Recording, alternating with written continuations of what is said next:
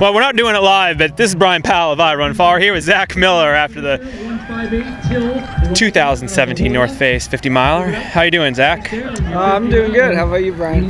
I'm not as tired as you, but I'm tired. But you had yet another. You seem to, maybe you bring it upon yourself. You have these races that are just epically intense and competitive, and this year did not disappoint. Yeah, I mean, if you're gonna do it, you might as well go all out, I guess. I mean, you could, yeah, you do, but you bring these, these other guys along with you for the ride. Yeah, well, it's just you just rev up the freight train, and whoever wants to hop on, it's up to them. But it was really fun to have them go How's the freight along. train today? It was fast and very painful. Did you get run over by the freight train in the end? I wouldn't say well, maybe. I feel like it. But no, I mean, it was good. We actually kind of all stayed on the freight train, which was the amazing thing, because Blake Hose and I were talking before the race, and we were saying, like, basically there's probably going to be a stupid group, which he said would be me, and whoever else went, and then there would be a smart group.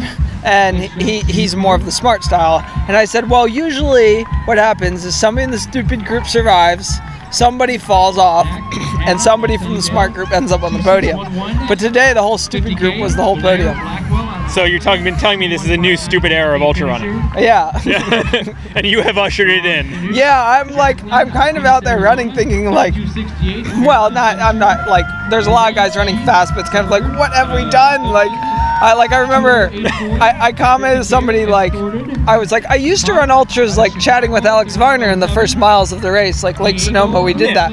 I was like, I feel like those days are over. Like, we don't really chat anymore. You hardly even know Hayden. Yeah, there was very little talking out there. But it seems like camaraderie builds regardless of the lack of chatter.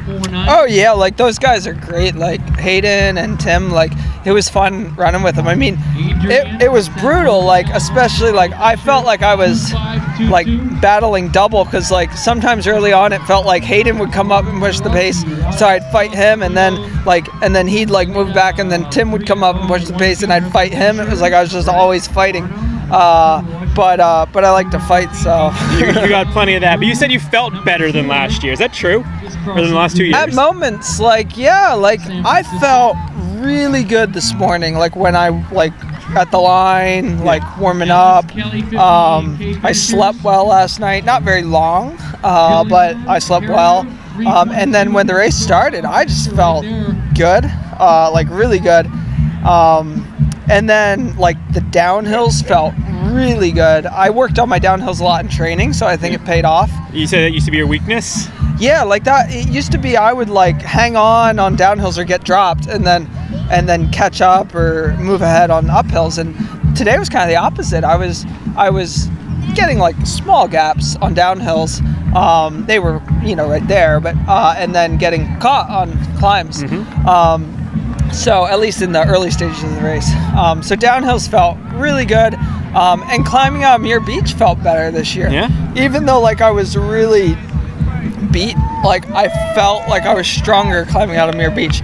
Now I'd have to go back and look at data to see. Well, not on my Casio, but like, I don't know if somebody took splits. I'd have to look at it. But yeah, there were just a lot of points in the race where I was like, I feel better than I did last year. Was I going faster? I don't know, but I felt better. With the one exception, out of Stinson, I felt awful. Yeah. That was, like, my one kind of low point during the day. And I felt like the rest was. I can see that because, like, both you and Hayden at that point, like, in Stinson Beach, didn't look. Tim just looked. Oh yeah, yeah. Like, Tim, I could tell basically all day that Tim was just, like, really strong. Like, you listen to how he's breathing, how he looks. He just seemed really solid. And we got into Stinson all together, and we left, and I just, like, it was hard to go. Like, usually I love to, like, climb out of there real strong and get a little gap. But no, that wasn't happening today. Like, I was, like, I didn't necessarily bonk, but it was like I had a low there. And Tim ran off, and Hayden ran off on me, and then I rebounded, like, going into Muir Woods, and then turned it back on. So. Did it feel like a cross-country race out there at all? Well, there's a lot less people than a cross-country a lot less people, race. But yeah, back and forth, like surging, fighting each other, trying to cover moves. So yeah, in some senses. More so than where you just go out there and have a good race by yourself the whole much of the way. Yeah. Like it's like I love when you can just kind of pull away and be alone. But there was no pulling away today. It was just. So when did you get pulled away from? At Stinson was where they both pulled away from me, and then I was able to catch Hayden in Muir Woods, and then pull away myself. But then and I hit this groove and felt like I was just like hammering. Yeah. And I couldn't catch Tim. Like he was just he was gone. Like I mean maybe I gained a little at some point. I don't even know, but for the most part he just kept getting farther and farther away. Did you? Are you glad you entered this at the last minute? Yeah, I'm happy with today. It was fun. I was looking for something.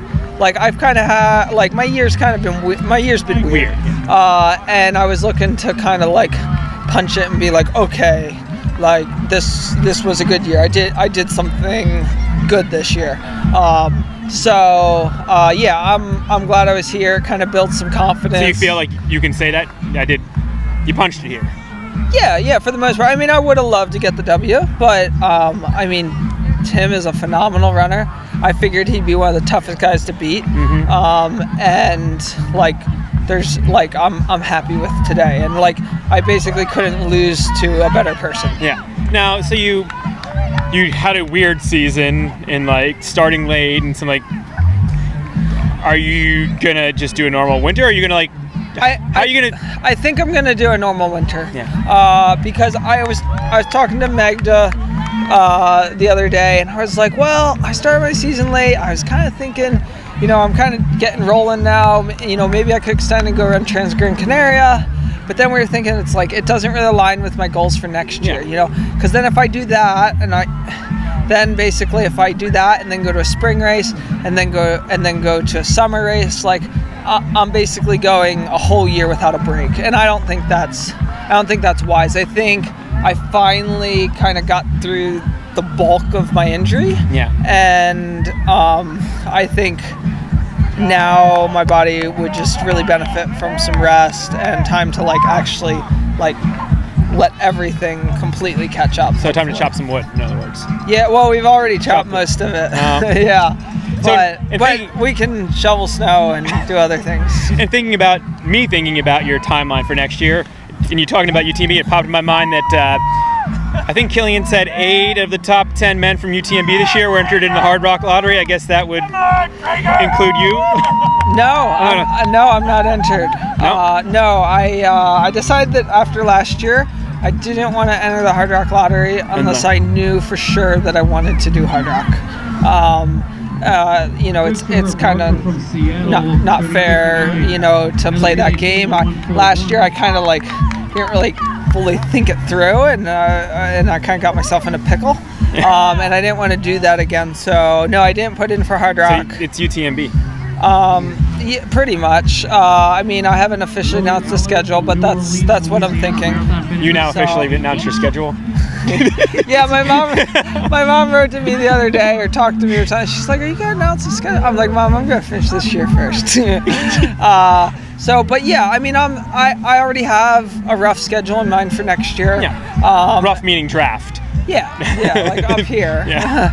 So, and I would like to set one up and just be like, this is what I'm doing, and hopefully I'll be healthy, so I can do that. Actually plan it and stick to the plan. Yeah, because last year it was kind of like it was kind of like, well, I'm injured. I kind of got to play things by ear. Yeah. And that's stressful and just kind of crummy. So hopefully it will be smooth next year. I hope so. Yeah, me too. Hope your mom's out here next year. Yeah, well, I don't know if I'll be here next year, but maybe. I don't know. Come on. It's hard not to be, but I still want to go back and do JFK again.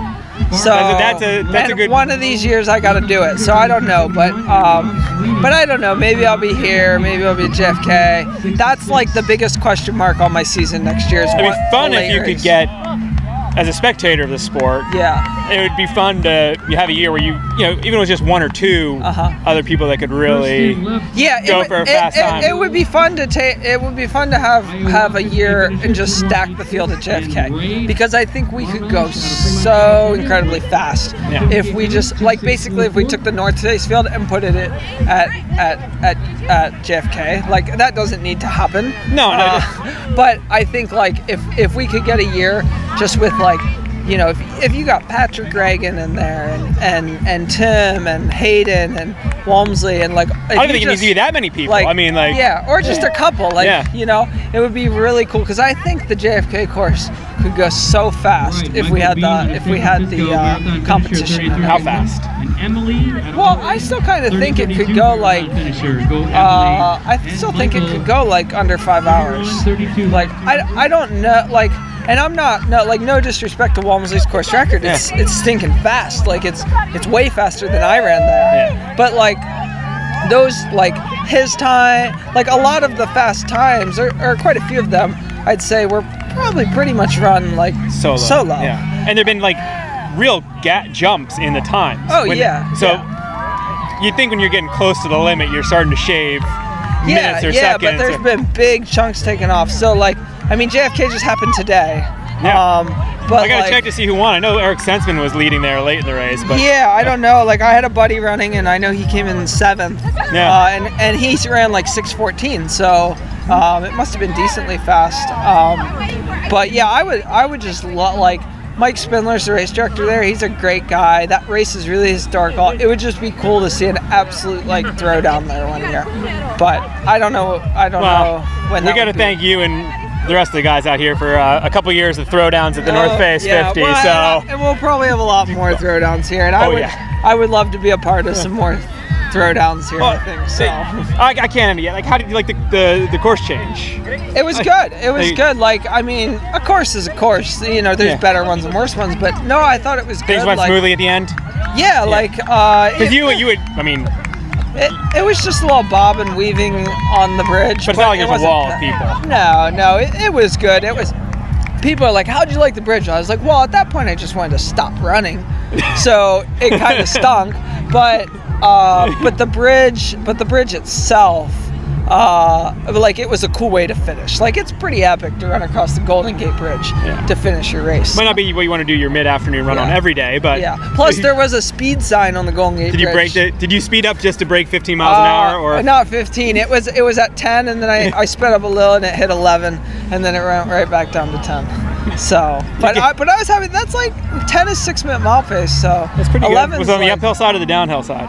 I'm not sure. I think it might have been on the downhill side. Good. But, now you can use a little boost. Yeah, but no, the new course was great. One of the best it's stinging hurt, but the trail that descends down to the bridge is really cool. Yeah. But from Alta to the bridge is a really cool section. It's just, at that point you just want to be done. So you should run it on a day when it's not the last few miles of a 50-miler. No kid. Well, congrats again, Zach. Great race. Well, thank you.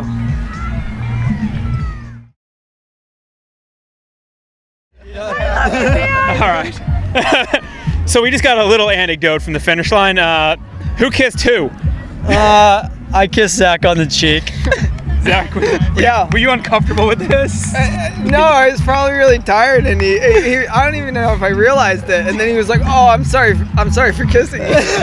Did you think he was like a baby or something? Yeah, I had my baby, right? And I was kissing him, and then my head was I was just and Zach gave me a hug, and I just kissed him on the cheek. I don't know why. You love the guy. Yeah, I love him, exactly. Very European. Yeah, we're practicing for UTMB. Exactly. Yeah. You kiss babies and men, there you go. At the finish. It's all right. I look forward to seeing that at UTMB next year. I do love this guy though. He's a good guy. So you guys have had 2 epic races here the last 2 years. Exactly. How does that feel? What is that like being part of that? It's amazing. Especially the same people, because you can race hard and have other people at different times, but to have to come into this year knowing that This happened last year. Yeah, I mean, we push each other the whole way. You know, Zach passed me through the Muir Woods, and he's just like yelling at me, "Let's go get him! Let's go get him!" Yeah, because I was like coming up behind him, and I was like, I was thinking about coming up and say like, two are better than one, right? Let's run him down. But then I didn't say that, but I just kind of like, yeah, I just like, I was like, let's get him, and like, yeah, and it was cool. Like I just like, we were both getting beat, so it was like we might as well work together. So in those last miles, are you thinking about him and are you thinking about him? Yeah, I heard that he might be hurting a little bit, so I was like, maybe I can get him, maybe. But I was hurting just as bad, if not worse than him, probably. And you? Yeah, I was hurting for sure. And then but I kept looking back and didn't see him, so I was like, I shouldn't do that, but I kind of felt like I maybe could ease up. I shouldn't, like, I don't want to ease up, but like, but then I stopped to poop, and then I looked back and he's like up there, and I got real nervous. I was like, oh, I'm gonna have like, and so then I hit the brick, like, so then I like cranked it up, which was great because it makes me run faster. And then I just ran really scared across the bridge. All right. Well, I look forward to seeing you two race again sometime soon. Yeah, you gotta hug it out. He's got me twice. I'll get him someday. Yeah. I think that too. Oh, yeah.